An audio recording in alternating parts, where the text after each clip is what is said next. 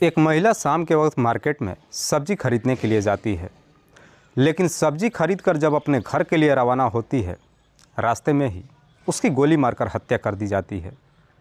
Police जब इस case की छानबीन करना शुरू करती है तो एक ऐसी सच्चाई सामने निकल कर आती है जिसे सुनने के बाद किसी को भी अपने कानों पर यकीन ही नहीं होता है। वाकई में दोस्तों, आज की जो कहानी है ये आपको भी हैरान कर देने वाली है।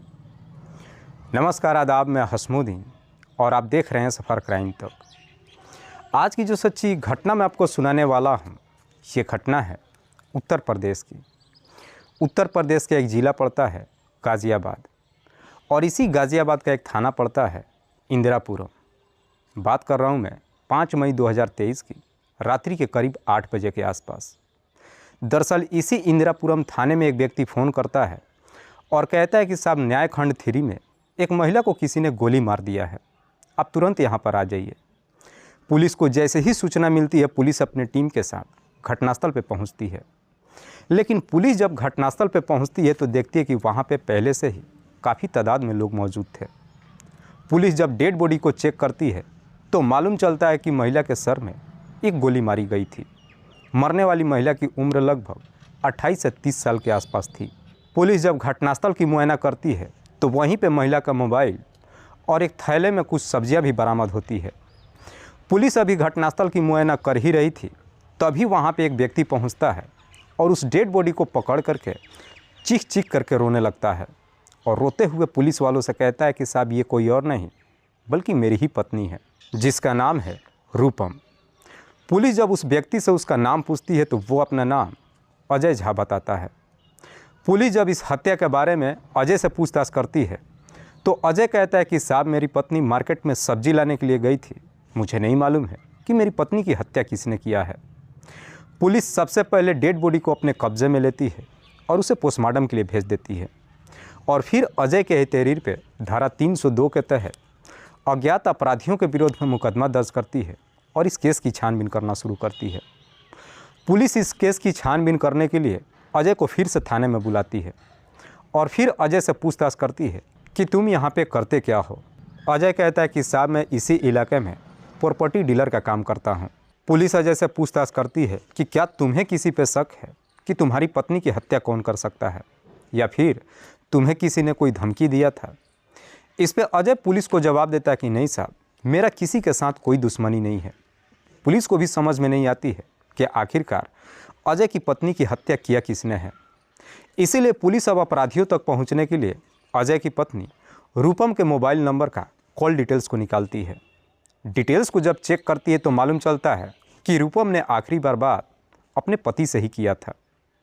पुलिस जब इस बारे में अजय से पूछताछ करती है तो अजय कहता है कि साहब, मैं पहले ही आपको बता चुका हूँ कि उस वक्त मैं अपने घर पे नहीं था, मेरी पत्नी मार्केट में गई थी और ख़ुद मेरी पत्नी ने मेरे नंबर पे फ़ोन करके बताया था कि मार्केट में उसकी कोई सहेली मिल गई है, इसीलिए मुझे घर आने में थोड़ा सा वक्त लग जाएगा।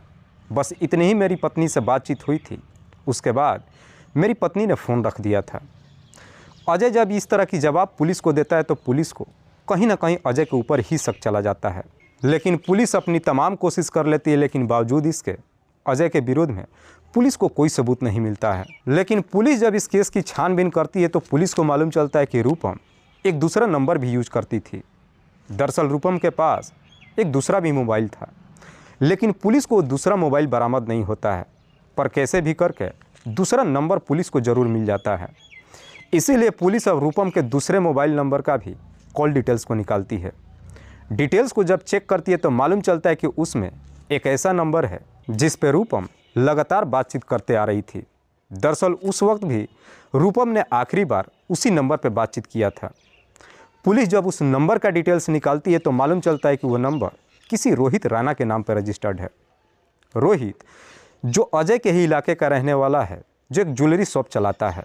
लेकिन पुलिस के लिए सबसे ज़्यादा चौंकाने वाली बात ये होती है कि रूपम जिस नंबर को यूज कर रही थी वो नंबर रोहित के नाम पर रजिस्टर्ड था। पुलिस जब अजय से रोहित के बारे में पूछताछ करती है तो अजय कहता है कि साहब, मैं किसी रोहित को नहीं जानता हूँ। पुलिस को लगता है कि शायद अब इस हत्या की गुत्थी रोहित ही सुलझा सकता है। इसीलिए पुलिस अब रोहित से पूछताछ करने के लिए उसके घर पे जाती है। लेकिन पुलिस जब रोहित के घर पे जाती है तो मालूम चलता है कि रोहित अपना घर छोड़ करके फरार हो चुका है, जिससे पुलिस को पूरा यकीन हो जाता है कि शायद रोहित अपराधी के बारे में कुछ न कुछ ज़रूर जानता होगा। पुलिस जब रोहित के नंबर पर फ़ोन करती है तो उसका नंबर भी स्विच ऑफ बताता है। इसीलिए पुलिस रोहित के मोबाइल नंबर को सर्विलांस पर डाल देती है और साथ ही साथ अपने खबरियों को भी काम पर लगा देती है। तभी एक खबरी थाने में पहुंचता है और रोहित का लोकेशन पुलिस को दे देता है।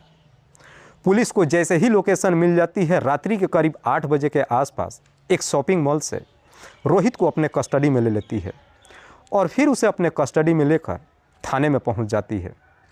पुलिस जब रोहित से रूपम की हत्या के बारे में पूछताछ करती है, रोहित भी बिना किसी सख्ती दबाव के ही तुरंत ही अपनी सच्चाई कबूल कर लेता है और आखिरकार इस हत्या से पर्दा भी हटा देता है।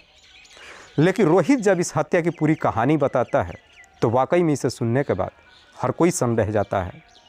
अजय, जो बिहार प्रदेश के दरभंगा जिला का रहने वाला है, करीब 10 साल पहले अजय भी एक नौकरी की तलाश में दिल्ली शहर में आता है, क्योंकि दिल्ली शहर में अजय के गांव के कई सारे लोग पहले से ही नौकरी कर रहे थे।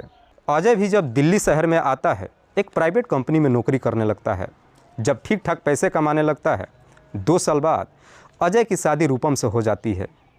करीब 8 साल पहले जब अजय की शादी रूपम से होती है, अजय गांव में जाता है और अपनी पत्नी रूपम को लेकर के दिल्ली शहर में आ जाता है और फिर दिल्ली में ही किराए का कमरा लेकर पति पत्नी एक साथ रहने लगते हैं।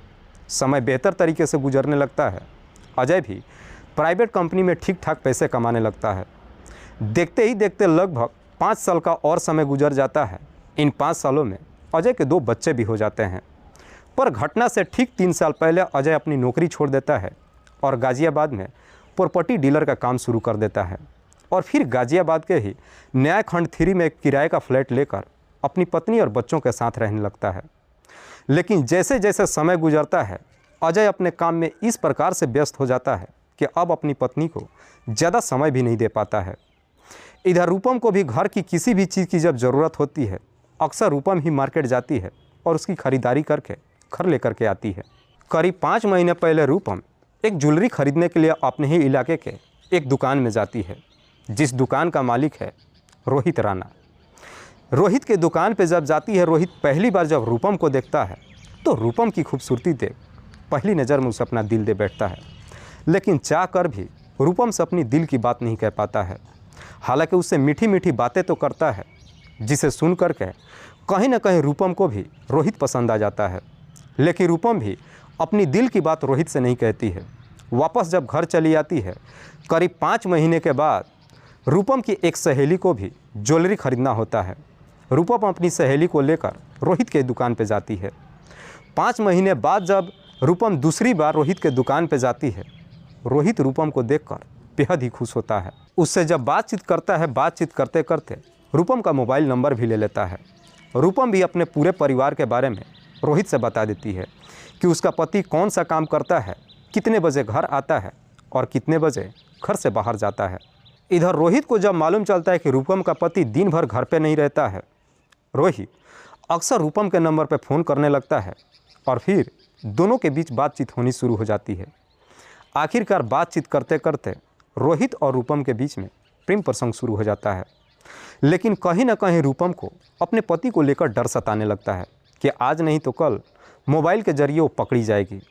इस बारे में जब रोहित से कहती है, रोहित अपने ही नाम पर एक सिम निकालता है, एक मोबाइल खरीद करके रूपम को दे देता है। फिर उसके बाद से रूपम अब दूसरे ही नंबर से रोहित से बातचीत करने लगती है। इधर जब भी मौका मिलता है, रूपम अपने घर से निकल जाती है रोहित के साथ। कभी पार्क में जाती है, कभी रेस्टोरेंट में जाती है। जैसे जैसा समय गुजरता है, दोनों एक दूसरे के इतने काफ़ी करीब आ जाते हैं कि आखिरकार एक दिन सारी दुनिया भी ख़त्म हो जाती है। दरअसल दोनों एक होटल में जाकर के मुलाकात करते हैं और फिर दोनों के बीच पहली बार संबंध बनता है। एक बार जब ये सिलसिला शुरू होता है, उसके बाद से ये रोज़ का हो जाता है। रोहित भी रूपम से बेइंतहा मोहब्बत करने लगता है। लेकिन जैसे ही कुछ महीने का समय गुजरता है, इधर रूपम को लगता है कि उसका जीवन रोहित के साथ बेहतर तरीके से गुजारा हो सकता है। दरअसल रूपम को लगता है कि रोहित के पास ढेरों सारी दौलत ही नहीं है, बल्कि उसके पति से ज़्यादा रोहित उसे प्यार करता है। इसीलिए एक दिन रूपम जब रोहित से मुलाकात करती है, अपनी दिल की बात उससे कहती है। रूपम रोहित से कहती है कि हम इस तरीके से कब तक छुप छुप करके मिलते रहेंगे, बेहतर है कि हम कहीं चल करके शादी कर लेते हैं। रोहित कहता है कि तुम ऑलरेडी शादीशुदा ही नहीं हो, बल्कि तुम्हारे 2 बच्चे भी हैं। लेकिन रूपम उसे जवाब देते हुए कहती है, मैं तुम्हारे लिए अपने बच्चे तो क्या, पति को भी छोड़ सकती हूँ। लेकिन शादी की जब बात कहती है, सुन करके रोहित के पैरों तले एकदम से ज़मीन खिसक जाती है। दरअसल रोहित रूपम से कभी शादी करना ही नहीं चाहता था, बल्कि सिर्फ उसके साथ अपना टाइम पास कर रहा था। रोहित कहता है कि मुझे थोड़ा सा वक्त चाहिए इस बारे में सोचने के लिए। रूपम कहती है कि तुम्हें जितना भी टाइम चाहिए ले लो, पर जल्दी निर्णय करना। इधर रोहित जब अपने घर पे आता है, वो काफ़ी परेशान हो जाता है। काफ़ी सोच विचार करने के बाद रोहित निर्णय लेता है कि वो रूपम से दूरी बना लेगा। निर्णय ही नहीं लेता है, बल्कि उसके बाद से रोहित रूपम से अब बातचीत करना भी लगभग कम कर देता है। लेकिन जैसे ही रूपम से दूरियां बनाना शुरू करता है, इस चीज़ का एहसास रूपम को भी हो जाती है। रूपम एक दिन रोहित के नंबर पर फ़ोन करती है और कहती है कि न जाने मुझे ऐसा क्यों लग रहा है कि तुम मुझसे दूर होते जा रहे हो। जो मैंने तुमसे बोला था शादी के लिए, इसके बारे में तुमने क्या सोचा है। जैसे इस तरह की बातें कहती है, सुन करके रोहित और काफ़ी परेशान हो जाता है। रोहित को पूरा यकीन हो जाता है कि अब रूपम मानने वाली नहीं है। इसके बावजूद भी रोहित काफ़ी हिम्मत जुटा करके रूपम से कहता है कि मैं तुमसे शादी नहीं कर सकता हूँ। शादी से जैसे ही इनकार करता है, इधर रूपम रोहित को धमकी देते हुए कहती है कि अगर तुमने मुझसे शादी नहीं किया तो याद रखना, मैं खुद को ख़त्म कर लूँगी और साथ ही साथ एक लेटर छोड़ जाऊँगी जिसमें मैं तुम्हारा नाम भी लिख दूँगी। जैसे इस तरह की धमकी देती है, अब रोहित एकदम से परेशान हो जाता है। रोहित सोच लेता है कि अब मुझे जल्द से जल्द कोई ना कोई रास्ता निकालना पड़ेगा। दरअसल रोहित अब रूपम से अपना पीछा छुड़ाने के लिए रूपम को ही इस दुनिया से हटाने का तय कर देता है और फिर रूपम को इस दुनिया से हटाने के लिए मार्केट से एक 32 बोर का हथियार खरीद कर लाता है। जैसे ही हथियार खरीद लेता है, 5 मई 2023 को शाम के वक्त रूपम के नंबर पर फ़ोन करता है और कहता है कि मिलने के लिए आ जाओ, मुझे तुमसे बहुत ज़रूरी बात करनी है। जैसी इस तरह की बातें कहते ये सुन करके रूपम भी काफ़ी खुश हो जाती है। दरअसल रूपम को लगता है कि शायद रोहित ने शादी करने का फैसला कर लिया है। शाम के करीब 7 बजे के आसपास जब अपने घर से मार्केट नहीं निकलती है, रास्ते में ही रोहित के नंबर पर फ़ोन करके मार्केट में बुला लेती है। साथ ही साथ अपने पति के नंबर पर फ़ोन करती है और अपने पति से झूठ बोलती है कि मार्केट में मेरी कोई सहेली मिल गई है, इसीलिए मुझे घर आने में थोड़ा सा वक्त लग जाएगा। उसके बाद से रोहित और रूपम एक सुनसान जगह पर जाकर के मुलाकात करते हैं। हालांकि रोहित उस वक्त भी रूपम को काफ़ी समझाने की कोशिश करता है कि मैं तुमसे शादी नहीं कर सकता हूँ, लेकिन शादी से जब इनकार करता है, रूपम इस प्रकार से गुस्से में आ जाती है कि अब वो उसे तरह तरह की धमकियाँ देने लगती है। जैसे ही धमकियाँ देनी शुरू करती है, रोहित अपने पास से उस हथियार को निकालता है और रूपम के सर में सटाकर ट्रिगर दबा देता है, जिसकी वजह से रूपम की घटनास्थल पर ही मौत हो जाती है। उसके बाद से रोहित सीधे अपने घर पे जाता है, कपड़े बदलता है और डर के मारे घर छोड़ करके भी फरार हो जाता है। वाकई में रोहित जब यह पूरी कहानी पुलिस वालों को बताता है, पुलिस रोहित के तहरीर पे उसे अपने कस्टडी में लेकर उस पर गंभीर धारा में मुकदमा दर्ज करके अगले दिन जिला अदालत में पेश करती है, जहां से उसे जेल भेज दिया जाता है। लेकिन इस बात की जानकारी जब रूपम के पति अजय को जब मालूम चलता है, तो अजय को अपने कानों पर यकीन ही नहीं होता है कि उसकी पत्नी का किसी दूसरे के साथ में अफेयर भी चल रहा था। दोस्तों, इस पूरी घटना के बारे में आप क्या सोचते हैं? आप अपनी राय हमें कमेंट बॉक्स में ज़रूर दीजिएगा। तब तक के लिए जय हिंद, जय भारत।